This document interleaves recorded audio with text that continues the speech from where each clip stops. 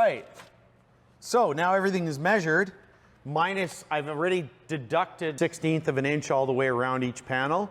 So now all I need to do is go and cut the panels. You want to finish the back framing first before you start cutting panels. It's very important. You don't want to be wasting panels. You don't want to be wasting top caps. These are the less expensive components. You make a mistake with these, you can adjust them so that you're not wasting as much product. But once you have your top pieces and finished product, you want to make sure you measure 3 times and cut once. We want to make sure that the AL13 panels are always installed directionally. You'll see here there's an arrow.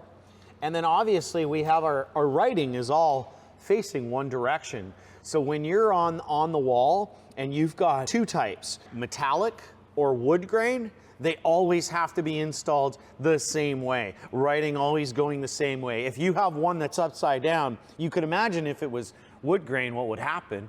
You would have wood grains going this way and then wood grains going this way. With metallics, because of the way the metallic is painted on, and they're basically all these little flakes that get laid down all the same way when they're painted, if you have one panel rotated, it'll actually look like a different color on the wall. So please be careful with wood grains and metallics. With solids, you can rotate these any which way you want. They won't change because it's a solid color.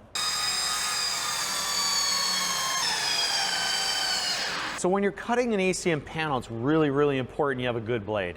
Make sure the blade is not old, not reused. For every AL13 job, and making sure that you have an install kit, which you'll have a new blade every time. When you're cutting the panel, some people like to cut it with this part up.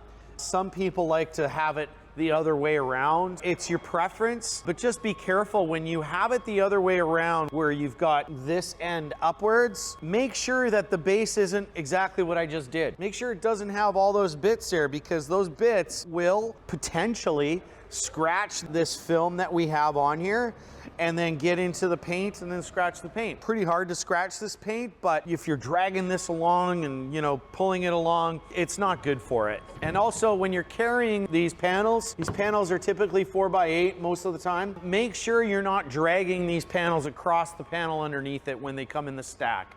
They get flat packed and delivered to site. Keep that in mind. So make sure you're not grabbing a panel and just going, get 2 guys, lift the panel, or use the suction cups, lift it off and then carry it off. That way you don't scratch the panel below, okay? It is, you know, a higher end product, so handle it with some due care. Thank you.